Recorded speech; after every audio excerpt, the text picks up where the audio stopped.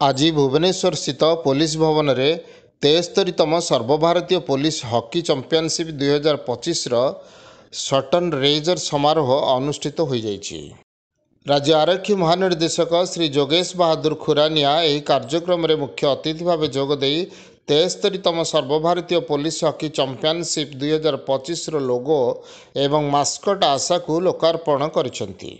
केन्दुझर जिलार एक जंगलू गुरुतर आहत अवस्था राज्य सरकार जंगल विभाग कर्मचारी माने एक गज शावक हाथीछुआ को उद्धार करथिले। परे ताकु सेठारु नंदनकानन को स्थानांतर करा जायथिला। तार यह संघर्षमय कहानी उपरे आशा आधारित, जी कि वर्तमान नंदनकानन में सुस्थ और सुरक्षित अवस्था अच्छी। यही मास्कट आशा दया साहस और परिवेश संरक्षण प्रति ओडिशार प्रतिबद्धता को प्रतिनिधित्व करुछि बोले डीजीपी निज अभिभाषण में कहते। यह चैंपियनशिप भुवनेश्वर कलिंग स्टेडियम ठारे अप्रैल 7 रु 14 तारिख पर्यंत आयोजित होगाकू जाउछि। एथिरे 26टी पुरुष दल और 9टी महिला दल अंशग्रहण करुवा बेले मोट 48टी मैच खेल।